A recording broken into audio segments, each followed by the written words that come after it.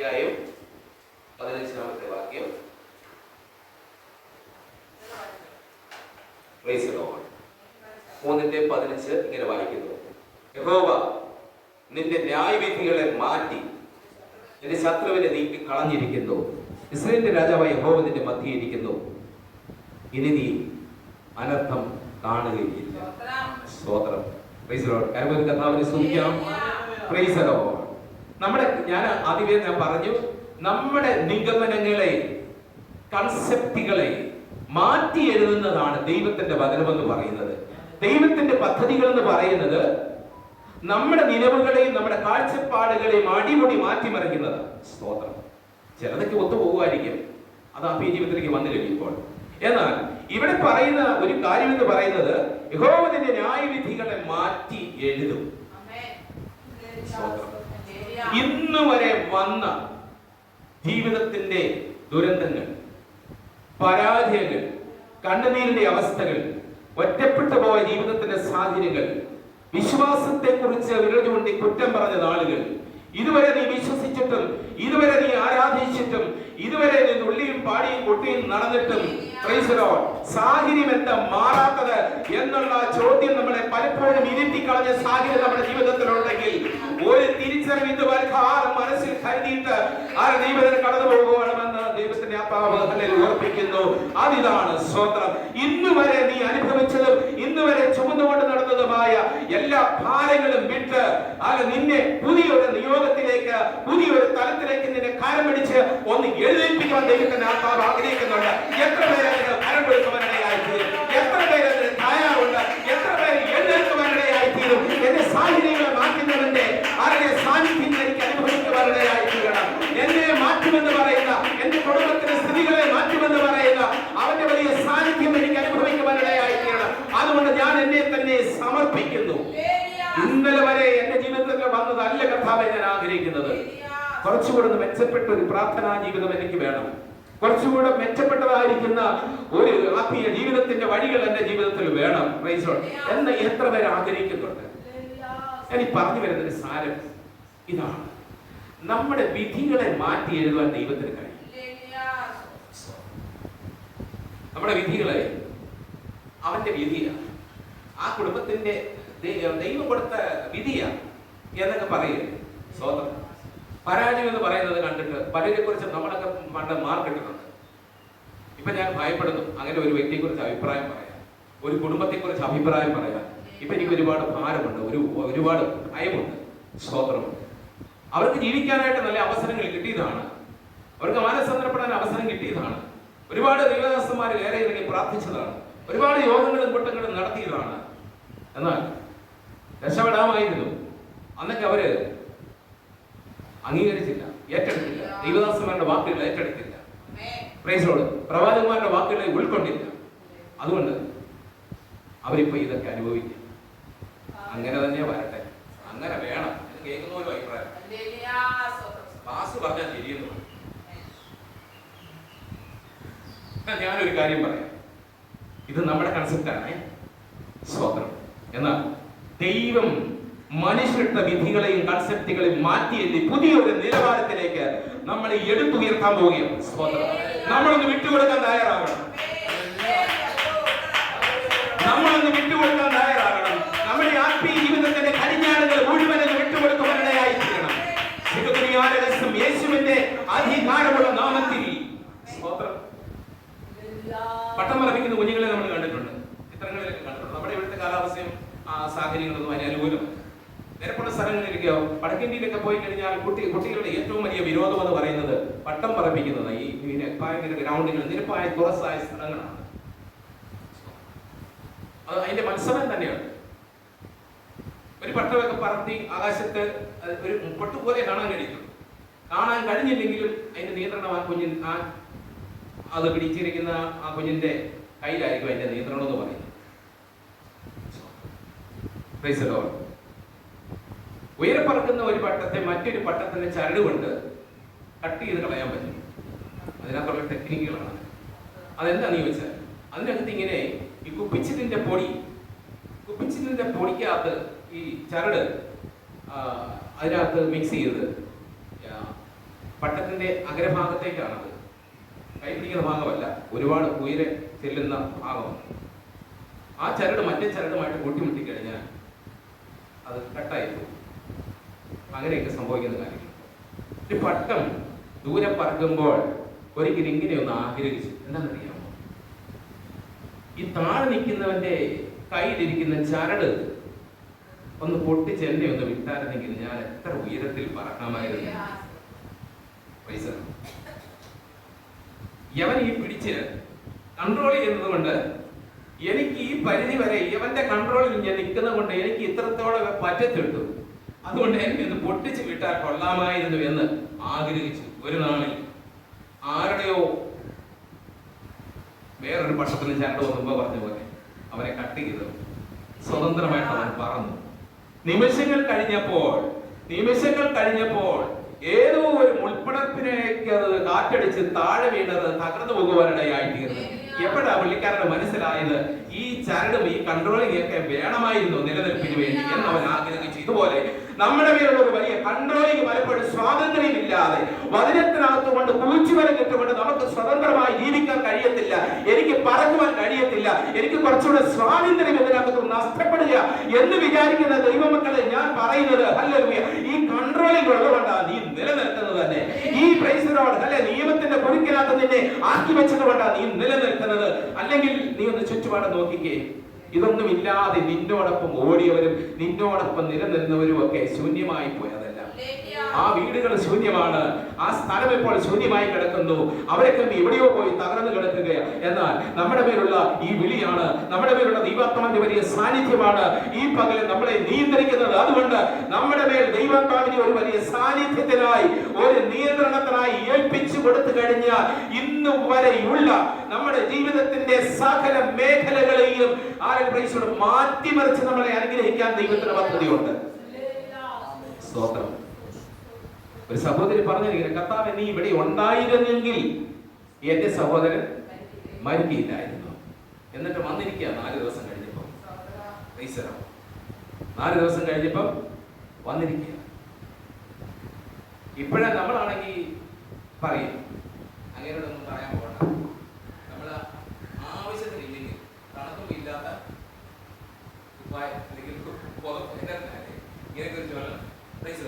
ആവശ്യത്തിന് വിളിച്ചപ്പോൾ വന്നില്ല, എന്നിട്ട് ഇപ്പോഴും വന്നിരിക്കുകയാണ്.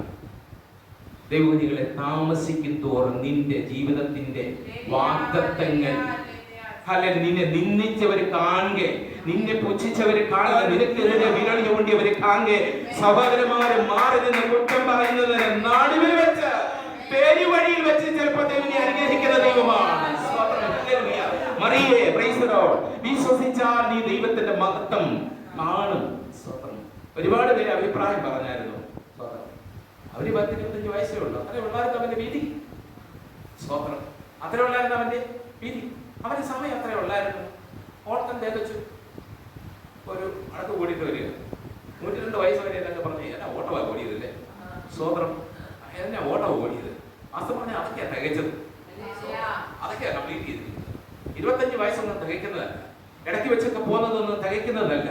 അതുകൊണ്ട് ഇടയ്ക്ക് വെച്ച് മുറിഞ്ഞു പോകുന്ന ദൈവത്തിന്റെ പദ്ധതികളെ വീണ്ടും പൊക്കിയെടുത്തുകൊണ്ട് അതിനകത്ത് ജീവൻ പകർന്ന് അതിനകത്ത് ദൈവത്തിന്റെ വലിയ സാന്നിധ്യം പകർന്നുകൊണ്ട് ആ പ്രൈസിനോട് വാഗ്ദത്തത്തിലേക്ക് നിന്നെ കൊണ്ടുവരുവാൻ ദൈവത്തിന്റെ പദ്ധതിയുണ്ട്.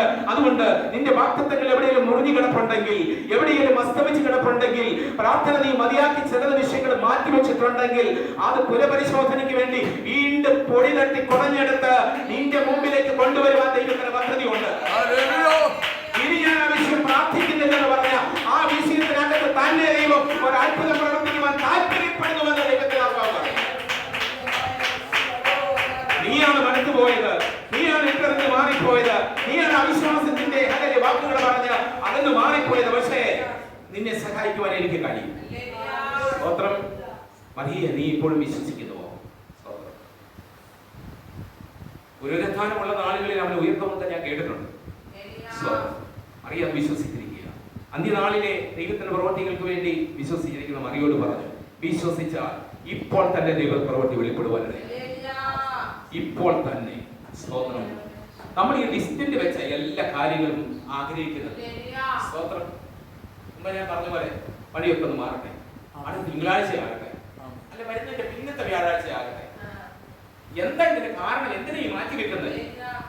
നമ്മുടെ അവിശ്വാസമല്ല ഇങ്ങനെ ഡേറ്റ് നമ്മൾ മാറ്റി മാറ്റി വെക്കാനുള്ള കാരണം എന്ന് പറയുന്നത്. സ്വതന്ത്രം.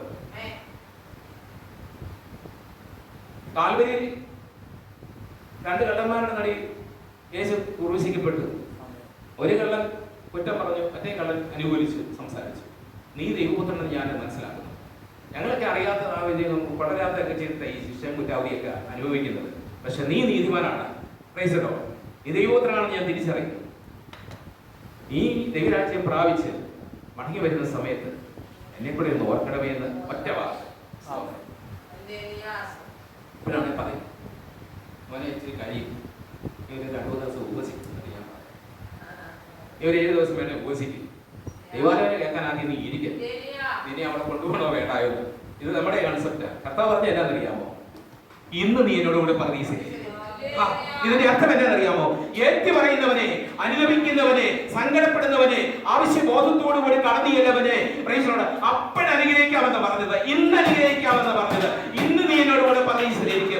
ഇന്ന് എന്റെ വിടുതൽ, ഇന്ന് എന്റെ കുഞ്ഞിനൊരു വിടുതൽ വേണം, ഇന്ന് എന്റെ കുഞ്ഞിനൊരു സൗഖ്യം വേണം, ഇന്നെന്റെ വാർത്തങ്ങളിലേക്ക് ഞാനെടുത്ത് കാലെടുത്ത് വെക്കുവാനിടയായി തീരും. എനിക്ക് ഇപ്പോഴാണ് അനുഗ്രഹിക്കപ്പെടേണ്ടത്, ഇപ്പോഴാണ് വിധിക്കപ്പെടേണ്ടത്, ഇപ്പോഴാണ് എന്റെ സങ്കടം മാറേണ്ടത്, ഇപ്പോഴാണ് ഞാൻ അഭിവൃദ്ധി പ്രാപിക്കേണ്ടത്. ഇന്ന് നീ എന്റെ ജീവിതത്തിലേക്ക് വരണമേ കർത്താവേ, ഇന്ന് നീ എന്നെ അനുഗ്രഹിക്കണമേ, എന്റെ കുടുംബത്തിലേക്ക് ഇന്ന് നീ കടന്നു വരണമേ, ഇന്ന് നീ സൗഖ്യത്തോടെ അയക്കണമേ. എത്ര പേർക്ക് ഇങ്ങനെ ആചരിക്കാൻ കഴിയും? ഇന്ന് എനിക്കൊരു വിടുതൽ വേണമെന്ന്. ഇന്ന് നിന്നെ അനുഗ്രഹിക്കാമെന്ന കർത്താവ് വാക്ക് പറഞ്ഞത്. നാളത്തേക്ക് മാറ്റിവെക്കുന്ന ഒരു കാര്യമല്ല. അതുകൊണ്ട് നിന്റെ ന്യായവിധികളെ മാറ്റി, സ്തോത്രം, നിന്റെ ശത്രുവിനെ നീക്കി കളഞ്ഞിരിക്കുന്നു. പ്രവാചകന്മാര് പറയുന്ന വാക്കുകളത്. ഈ കഴിഞ്ഞ ദിവസം ഇന്നലെ എല്ലാം മിനിഞ്ഞാണ് ഞാൻ മാവേലിക്കര കുറത്തിക്കാട് എന്ന് പറയുന്ന സ്ഥലത്താണ് മീറ്റിംഗ്. എനിക്കൊരു മീറ്റിംഗ് ഉണ്ടായിരുന്നു. അത് ദേവദാസന്റെ കുടുംബമാണ്. അദ്ദേഹം കാഴ്ചയൊക്കെ നഷ്ടപ്പെട്ട് ഇരിപ്പായി പോയി. ഓരോ മാസങ്ങളിലും 2-3 കൂട്ടായ്മകൾ വീട്ടിൽ നടന്നത് 100 കണക്കിന് ആൾക്കാർ വന്ന് വിടുതൽ പ്രാപിച്ചു പോയ കുടുംബമാണ്. ഇപ്പോൾ അവർ ശുശ്രൂഷയെല്ലാം നഷ്ടപ്പെട്ടിരിക്കും. ഞാൻ അവിടെ പോയി സൂക്ഷിച്ചപ്പോൾ അവിടെ കേട്ട ഒരു ദൂത് എന്നോട് പറയുന്നത്, എന്നോടായിട്ടൊരു ദൂത് ആ വീട്ടിൽ നിന്ന് കടന്നു വന്നത് ഇങ്ങനെയാണ്: ഒരു കുടുംബം നിനക്കെതിരായിട്ടുണ്ട്.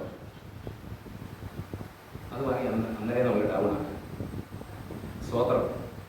ഒരു കുടുംബമാണോ നമ്മളെ വേലയ്ക്ക് വിളിച്ചത്? ആ കുടുംബമാണോ വിളിച്ചത്? ആ കുടുംബം അവന്റെ വലിപ്പന്മാരും കൂടെ കൂടിയാൽ നമ്മളെ ശുശ്രൂഷിക്കാൻ നമ്മളെ പറിക്കാൻ പറ്റത്തില്ലെന്ന് ഞാൻ ഈ പറഞ്ഞു വരുന്നത്. സ്വതന്ത്രം എനിക്ക് ശുശ്രൂഷ തന്നത്, നീ എന്നെ വിശ്വാസത്തിലേക്ക് കൊണ്ടുവന്നത്. ഒരു കുടുംബം നിന്നാലും ഒരു ശുദ്ധം സംഭവിക്കത്തില്ല. ഒരു സമൂഹം എണ്ണത്തിൽ നിന്നാൽ പോലും സംഭവിക്കുന്നില്ല. അത് ദാവീദിന്റെ വാക്ക് കടമെടുത്ത് ഞാൻ ഒരു കാര്യം പറയുന്നത്, ഒരു സൈന്യം എന്റെ നേരെ പാളയം ഇറങ്ങിയാൽ, ഒരു സൈന്യം എന്റെ നേരെ എഴുന്നേറ്റാലും ഞാൻ ഭയപ്പെടുകയില്ല. എങ്ങനെയാ? ഞാൻ മതിലുകളെ ചാടി കടക്കും. അവൻ കെട്ടിവെച്ചിരിക്കുന്ന മതിലുകൾ അവിടെ ഇരിക്കത്തേ ഉള്ളൂ. ഞാൻ അതിന് മുകളിലൂടെ പറക്കവരുടെ അഭിഷേകമാണ് കർത്താവ് എനിക്ക് തന്നത്. എനിക്ക് വെച്ചിരിക്കുന്ന തടസ്സങ്ങളെ മറികടന്ന് അപ്പുറത്തെയാടുവാനുള്ള അഭിഷേകം എനിക്ക് തന്നിരിക്കുന്നത്. ശത്രുക്കളും കുടുംബങ്ങളും അവിടെ നിൽക്കട്ടെ, അവരുടെ ആയുധങ്ങളുമായിട്ട് അവരവിടെ നിൽക്കട്ടെ. ദൈവമല്ലേ, നീ അപ്പുറത്തേക്ക് കുതിച്ചതാണെന്ന അഭിഷേകം നിന്റെ മേൽ കർത്താവ് പകർന്നുണ്ട്. യേശുവിന്റെ അധികാരമുള്ള നാമത്തിൽ ജയമെടുക്കുകയാണ്. അപ്പോൾ അവൻ നിന്റെ ശത്രുക്കളെ നീക്കി കളഞ്ഞിരിക്കുന്നു എന്ന് നമ്മൾ വിശ്വസിക്കണം. അവനെതിരെ എനിക്കെതിരായിട്ട് പ്രാർത്ഥിക്കുന്നത് കൊണ്ട്, ആ കുടുംബം എനിക്കെതിരായിട്ട് പ്രാർത്ഥിക്കുന്നത് കൊണ്ട്, ഇങ്ങനെ പറയുന്ന ഒരുപാട് പേരെ ഞാൻ കണ്ടത്. എനിക്ക് അവരുടെ സഹതാപം തോന്നിയിട്ടുണ്ട്. നിങ്ങളെല്ലാം കൂട്ടിപ്പിടിച്ച് പ്രാർത്ഥന നോക്കി എനിക്കെതിരായിട്ട് വീട്ടിൽ പോയി ചിരട്ടി ആ മാസം ഇനി ശുശ്രൂഷിക്കുന്നത് ഒച്ച പൊങ്ങരുത്, കിടന്നു പോകണം, ഇരുന്ന് പോകണം എന്നൊക്കെ പറഞ്ഞാൽ കാര്യങ്ങളും നടത്തുമോ? ഞാൻ അവിടെ പോയി കുത്തിപ്പിടിച്ച് നിങ്ങൾക്ക് എതിരായിട്ടിരിക്കാനാണോ ദൈവം എന്നെ വിളിച്ചത്? ഇതാണോ ദൈവസ്നേഹം? ഇതാണോ ആത്മീയ? ഇതാണോ വചനം പഠിപ്പിക്കുന്നത്? ഒരാൾക്ക് എതിരായിട്ട് നിൽക്കുന്ന പ്രവണത പൈശാചികമാണ് തികച്ചും. സഭയ്ക്കകത്തും കുടുംബങ്ങളിലും പൂർണ്ണമായിരിക്കുന്ന സ്നേഹത്തിനും ആത്മാവിന്റെ ശുശ്രൂഷകൾക്കും ആത്മാവിന്റെ പ്രവർത്തികളും വിധേയപ്പെടാതെ പരസ്പരം കുറ്റം പറഞ്ഞ് അവരിൽ നിന്നും അകന്നു പോകുന്നതും ഒന്നും ദൈവികമല്ല. അതെല്ലാം പൈശാചികപരമായിരിക്കുന്ന പ്രവൃത്തികളാണ്. അത് ഭിന്നത ഉണ്ടാക്കും. ഭിന്നത നമ്മളെ കൊണ്ടുപോകും. അതുകൊണ്ട് നിന്റെ ന്യായവിധികളെ മാറ്റി നിന്റെ ശത്രുക്കളെ നീക്കിക്കളഞ്ഞിരിക്കുന്നു. അതുകൊണ്ട് നിനക്ക് കിഴക്ക് താമസിക്കുന്ന പുള്ളി, നിന്റെ തെക്ക് വടക്ക് താമസിക്കുന്ന കുടുംബം ഉണ്ടല്ലോ, എതിരാന്ന് ഒറ്റ ഒരുത്തനും പറഞ്ഞാൽ ഓവിശാലെന്ന് പറയാൻ തന്റെ വേണം. എന്നെ വിളിച്ചിരിക്കുന്ന ദൈവമാണ്, അവനെതിരെ നിന്നാലും എനിക്കൊരു ചുക്കുമില്ലെന്ന് പറയാം. കാരണം എന്താണെന്നറിയാമോ? ഞാൻ രക്ഷിക്കപ്പെട്ട ദൈവത്തിൽ ഞാൻ വിശ്വസിച്ച് ജീവിക്കുന്നതാ. അതുകൊണ്ട് എനിക്കൊന്നും സംഭവിക്കത്തില്ല. പിന്നെ പരാജയങ്ങൾ, സാമ്പത്തിക ക്രമക്കേടുകൾ, കടങ്ങളോ ബാധ്യതകളോ, അർത്ഥമായിരിക്കും ശാരീരികമായ ക്ഷീണങ്ങളോ രോഗങ്ങളോ ഒക്കെ വന്നാൽ അതെല്ലാം ലോകത്തിൽ മനുഷ്യർക്ക് വേണ്ടി ഒരു കഷ്ടങ്ങൾ നിങ്ങൾക്കുണ്ട് എങ്കിൽ നിങ്ങൾ ധൈര്യപ്പെടുമെന്ന്. ഞാൻ ലോകത്തെ ജയിച്ചിരിക്കുന്നു, ജയിച്ചവൻ നമ്മുടെ കൂടെ ഉണ്ടെങ്കിൽ ഈ ക്ഷീണവും പ്രയാസങ്ങളെല്ലാം മാറുവാനിടയാക്കുന്നു. അതുകൊണ്ട് ആരെന്ത് പറഞ്ഞാലും നിങ്ങൾ അതിനകത്ത് പട്ടുപോകരുത്. ഇന്ന് പലകാലം ഈ ഉപവാസ പ്രാർത്ഥനയുടെ 6-ാം ദിവസത്തെ പകൽ ഇവിടെ പൂർണ്ണമാകുമ്പോൾ ഒരു കാര്യം നമ്മൾ തീരുമാനിച്ചു വേണം കടന്നു പോകാൻ. എന്റെ ന്യായവിധികളെ, എനിക്കുള്ള വിധികളെ മാറ്റുവാൻ എന്റെ ദൈവത്തിന് കഴിയും. എന്റെ അവസ്ഥകളെ മാറ്റുവാൻ എന്റെ ദൈവത്തിന് കഴിയും. എന്റെ ഇപ്പോഴത്തെ സ്ഥിതികളെ മാറ്റുവാൻ എന്റെ ദൈവത്തിന് കഴിയും. ഇപ്പോഴുള്ള സാമ്പത്തിക സ്ഥിതികളെ മാറ്റിമറിക്കാൻ ദൈവത്തിന് കഴിയും. എന്റെ കടകളെ തീർക്കുവാൻ ദൈവത്തിന് കഴിയും. എന്റെ ജപ്തി നോട്ടീസിന്റെ മേൽ ഒരു ഒപ്പിട്ടിട്ട് അത് മാറ്റി വെച്ചിട്ട് 10,000 എന്നുള്ളത് അത് 3,000 കൊണ്ട് അടച്ചാൽ മതി എന്ന് പറയാൻ ദൈവത്തിന് പ്രവർത്തിക്കാൻ കഴിയുന്നില്ല. പ്രവർത്തിക്കാൻ കഴിയും. ഞാൻ നിന്നെ വിശ്വസിക്കുന്ന ആളാണ്. ഞാൻ ഈ അത്ഭുതങ്ങളിലൂടെ നടക്കുന്ന വ്യക്തിയാണ്. അതുകൊണ്ട് എനിക്ക് നിശ്ചയമായിട്ടും പറയാൻ സ്തോത്രം. അതുകൊണ്ട് അവന്റെ ശത്രുക്കളെ നീക്കി കളഞ്ഞിരിക്കുന്നു. ഇനി നിങ്ങൾ വീട്ടിൽ ചെന്ന് ഭാരപ്പെടേണ്ട. ആ വ്യക്തിയുടെ മുഖം കാണുമ്പോൾ, ആ കുടുംബത്തിന്റെ കാര്യം ഓർക്കുമ്പോൾ, ആ വ്യക്തിയെ കുറിച്ച് ഓർക്കുമ്പോൾ നമ്മൾ ഇനി ഭാരപ്പെടണം. ദൈവവചനം നമ്മുടെ ഹൃദയത്തിൽ നിറയട്ടെ. ദൈവത്തിന്റെ വാഗ്ദത്തങ്ങൾ നമ്മുടെ ഹൃദയങ്ങളിൽ നിറയട്ടെ. അവന്റെ അത്ഭുതങ്ങളെ കാണാനുള്ള കണ്ണുകൾ നമ്മുടെ ജീവിതത്തിൽ പ്രകാശിക്കട്ടെ. നിന്റെ ശത്രുക്കളെ നീക്കിക്കളഞ്ഞിരിക്കുന്നു. സ്തോത്രം. ഇസ്രായേലിന്റെ രാജാവായ യഹോവ നിന്റെ മധ്യേ ഇരിക്കുന്നു. സ്തോത്രം. അപ്പൊ നമ്മുടെ വീടിനകത്തും നമ്മുടെ ഹൃദയത്തിനകത്തും നമ്മുടെ കൂട്ടായ്മയിലും ആരാണ് ഇപ്പോൾ ഇരിക്കുന്നത്? ഇസ്രായേലിന്റെ രാജാവായ യഹോവയാണ് ഇരിക്കുന്നത്. യഹോവ തന്നെയല്ല വരുന്നത്. 76 സംഗീതത്തിലാണ് നമ്മൾ വായിക്കുന്നത്. സൈനികരുടെ ദൈവമായ യഹോവ അല്ലേ? സൈന്യ സമേതമാണ് യഹോവ ഇറങ്ങി വരുന്നത്. നിങ്ങൾക്കറിയാമോ? പിണറായി ചുമ്മാ ഒരു ദേശം സന്ദർശിക്കാൻ, ഒരു വീട് സന്ദർശിക്കാൻ, ഒരു പ്രശ്നം പരിഹരിക്കാൻ പിണറായി തന്നെയാണ് വരുന്നത്. ഈ ലോകത്തിന്റെ ചെറിയൊരു മന്ത്രി ഇതുപോലെയാണെങ്കിൽ ദൈവം തമ്പരാൻ വെറുതെയാണോ വരുന്നത്? ഒറ്റയ്ക്കാണോ വരുന്നത്? അവന്റെ സൈന്യ സമേതമാണ് നിന്റെ കുടുംബത്തിനകത്ത് പാളയം ഇറങ്ങുന്നത്. സൈന്യ സമേതമാണ് നിന്റെ ആലയത്തിന്റെ അകത്തവൻ അവൻ ആഗതനാകുന്നത്. അതുകൊണ്ട് ഇവിടെ ഇനി ശത്രുത്വമില്ല. ശത്രുവിന്റെ സകല നിഗമനങ്ങളെയും യേശുവിന്റെ അധികാരമുള്ള നാമത്തിൽ ഈ കോമ്പൗണ്ടിനകത്ത്, ഈ മണ്ണിനകത്തു നിന്നും, ഈ അതിരിനകത്തു നിന്നും യേശുവിന്റെ അധികാരമുള്ള നാമത്തിൽ നമ്മളതിനെ ശാസിച്ച് അകറ്റി നിർത്തുക. യാതൊരു ശത്രുവിന്റെ തീരങ്ങളുകളും നേർച്ചകള്, കാഴ്ചകള്, വഴിപാടുകള്, ആഭിചാരത്തിന്റെ കെട്ടുകൾ പറഞ്ഞുവിട്ടതും തൊടുത്തുവിട്ടതുമായ ഒന്നും ഹല്ലേലൂയ നിന്നെയോ നിന്റെ കുടുംബത്തെയോ തലമുറകളെയോ നിന്റെ സഭയ്ക്കകത്തൊക്കെ സമ്മതിക്കത്തില്ല. ഈ ധൈര്യത്തോടെ നമുക്കത് പോകണം. ഇന്ന് പകല് ഈ ധൈര്യത്തോടെ വേണം പോകാൻ. സ്വതന്ത്രം. നീ അതുകൊണ്ട് കർത്താവ് പറയുന്നതെന്നറിയാമോ? ഞാൻ നിന്റെ അടുത്തുണ്ടെങ്കിൽ, എന്റെ സാന്നിധ്യം നിന്റെ വീടിനകത്തുണ്ടെങ്കിൽ, എന്റെ സാന്നിധ്യം നിന്റെ കൂട്ടായ്മയ്ക്കകത്തുണ്ടെങ്കിൽ, ഇന്നലെ വരെ കണ്ടതായിരിക്കുന്ന ഒരു അനർത്ഥമുണ്ടല്ലോ, നിന്നെ ദുഃഖിപ്പിച്ചത്, നിന്റെ തല താഴ്ത്തിയത്, നിന്റെ ഹൃദയം മുറിഞ്ഞു പോയ ഒരു സാഹചര്യമുണ്ടല്ലോ, ആ അനർത്ഥം ഇനി നീ കാണുക. ആ അനർത്ഥം ഇനി നിന്റെ ലൈഫിൽ വരത്തില്ല. ഇനി നിന്റെ ശുശ്രൂഷകളിൽ വരത്തില്ല. ഇനി നിന്റെ മിനിസ്ട്രിക്കകത്ത് ആ ദുരന്തം ഇനി ഉണ്ടാകത്തില്ല. അതിനെ തിരിച്ചറിയുവാനുള്ള മിസൈലുകളെ ഉയർത്തുമ്പോൾ ഇവിടെ ഇരുന്ന് അതിനെ കൈകാര്യം ചെയ്യുവാനുള്ള റഡാറുകൾ ദൈവം നമ്മുടെ ഹൃദയത്തിലുണ്ട്. യുദ്ധത്തെക്കുറിച്ച് കേട്ടവര് പാകിസ്ഥാൻ അവിടെ പണി, അവന്റെ മിസൈൽ അവിടെ പൊങ്ങുപടിയുണ്ടല്ലോ. നമ്മുടെ ഇന്ത്യക്കാരായിരിക്കും ഇവിടെ അതിനേക്കാൾ വിലപിടിപ്പുള്ള 14,000 കോടിയുടെ ഒരു സാധനം ഇവിടെ നമ്മൾ കണ്ടത് പിടിക്കാത്ത. എത്ര ഉയരം പറഞ്ഞാലും, എത്ര വേഗത്തിൽ പോയാലും, ഏത് വളഞ്ഞു വഴിയിലൂടെ പോയാലും അതിന്റെ പുറകെ ആയിരക്കണക്കിന് വേറെ ആയുധങ്ങൾ അതിനെ അവിടെ വെച്ച് തകർത്തേച്ച് തിരിച്ചു. സ്തോത്രം. ഈ 14,000 കോടിയുടെ വിസയിലേക്കാൾ നമ്മുടെ പ്രാർത്ഥനയും ഭയങ്കര ഒറ്റത്തുള്ളി കണ്ണുനീരിന് ഈ 10,000 കോടിയേക്കാൾ വിലയുണ്ട്. നീ ഒന്ന് കരഞ്ഞാൽ, നീ കണ്ണുനീർ ഒഴുക്കിയാൽ, മുട്ടുമടക്കി കഴിഞ്ഞാൽ നിനക്കെതിരെ ശത്രു ഉയർത്തുന്ന ഒരു ആയുധവും നിനക്ക് ഫലിക്കത്തില്ല. സ്തോത്രം. നമ്മൾ വിശ്വസിക്കുകയും ചെയ്യും, കർത്താവിനെ പാടുകയും ചെയ്യും, ആരാധിക്കുകയും ചെയ്യും, അന്യഭാഷകൾ പറയുകയും ചെയ്യും.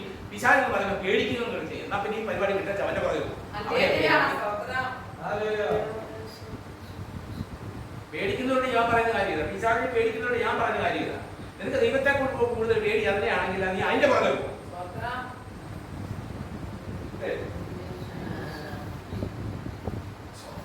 അതുകൊണ്ട് വ്യാജമായിരിക്കുന്ന ഉപദേശങ്ങളിൽ, വ്യാജമായിരിക്കുന്ന വിശ്വാസങ്ങളിൽ ആരും തട്ടിത്തകർന്ന് തരിപ്പണമായി പോകാൻ ദൈവം അനുവദിക്കത്തില്ല. ഇതുപോലെ നമ്മുടെ ആത്മീയ ജീവിതത്തിന്റെ സകല മൂല്യച്യുതികളെയും അവൻ മായ്ച്ചു കളഞ്ഞിട്ട് പുതിയൊരു നിലവാരത്തിലേക്ക്, പുതിയൊരു ആത്മീയ ജീവിതം കെട്ടിപ്പടുക്കുവാൻ, പുതിയൊരു വിശ്വാസ ജീവിതത്തിലേക്ക്, പുതിയൊരു ആരാധനയിലേക്ക് വരുവാനായിട്ട് ദൈവത്തിന്റെ ആത്മാവ് നമ്മളെ കുറിച്ച് ആഗ്രഹിക്കുന്നു. അതിന് ഇപ്പൊ പറഞ്ഞതെല്ലാം നമ്മൾ ചെവിക്കൊണ്ട് ചിന്തിച്ച് നമ്മൾ മനസ്സിലാക്കി മുന്നോട്ട് പോകുവാനിടയായിത്തീരും. ഇനി നീ അർത്ഥം കാണുകയില്ല. 16-ാം വാക്യം 17-ാം വാക്യമൊക്കെ അതിഗംഭീരമായിരിക്കുന്ന ആലോചനകളുള്ള വാക്യമാണ്. ഭയപ്പെടരുതെന്നും സിയോനോട് അധൈര്യപ്പെടരുതെന്നും പറയും. നിന്റെ ദൈവമായ യഹോവ രക്ഷിക്കുന്ന വീരനായി നിന്റെ മധ്യേ ഇരിക്കുന്നു. അവൻ നിന്നിൽ അത്യന്തം സന്തോഷിക്കും. തന്റെ സ്നേഹത്തിൽ അവൻ മിണ്ടാതിരിക്കുന്നു. ഘോഷത്തോടെ അവൻ നിങ്ങൾ ആനന്ദിക്കും. ലജ്ജാഭാരം വഹിച്ചവളായ നിനക്കുള്ളവരായ സംഘത്തെ വിട്ടു ദുഃഖിക്കുന്നവരെ ഞാൻ ചേർത്ത് കൊള്ളും. ചിലരെ കൂടെ ലജ്ജാഭാരം വഹിച്ചവരായി അകന്നുപോയ പല പ്രിയപ്പെട്ടവരുണ്ട്, അകന്നു നീക്കുന്ന പല പ്രിയപ്പെട്ടവരുണ്ട്. നാണക്കേട് സംഭവിച്ചിട്ട് എന്ത് പറയണമെന്ന് അറിയില്ല. അങ്ങനെയുള്ളത് അവിടെ അകന്ന് നിൽക്കട്ടെ. ദൈവം തമ്മിൽ ഇപ്പോൾ മിണ്ടാതിരിക്കുന്ന എന്തിനാണെന്നറിയാമോ? അവരുടെ മേലൊരു ചെറിയ പണി ദൈവം ചെയ്തുകൊണ്ടിരിക്കുക. ചിലരെ ദൈവം കൂട്ടി വരുത്തുവന്ന ദൈവത്തിന്റെ ആലോചന പറയുന്നത്, സംഘത്തെ വിട്ടു ദുഃഖിക്കുന്നവരെ ഞാൻ ചേർത്ത് കൊള്ളുന്നു. എന്നെ ക്ലേശിപ്പിക്കുന്ന ഇടവരോട് ഞാൻ ആ കാലത്ത് ഇടപെടുവാനിടയായിട്ട് ഇടപെടുവാൻ പോകുക. നിന്റെ മുഖം കുരിച്ചവരെ, നിന്റെ മനസ്സിനെ ഒഴിപ്പിക്കുന്നവരെ, നിന്റെ രക്ഷാഭാരത്തിലേക്ക് തള്ളിവിട്ടവരെ, ഹല്ലേലൂയ, അവരെ ക്ലേശിപ്പിക്കുന്ന നിലകൾ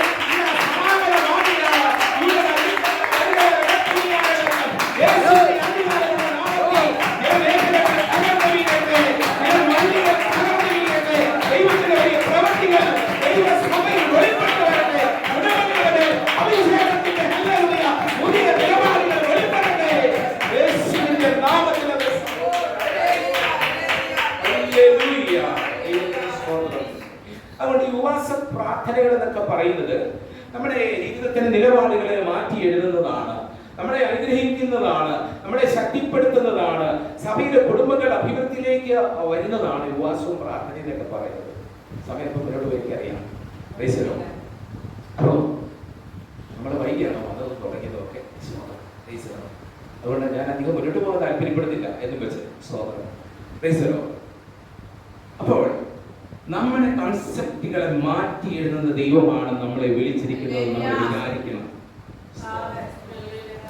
യാക്കോബ് പറഞ്ഞ പോലെ സ്തോത്രം, യഹോവ ഇവിടെ ഉണ്ടെങ്കിൽ പിന്നെ ഇതൊക്കെയല്ല എന്റെ ജീവിതത്തിൽ സംഭവിച്ചു.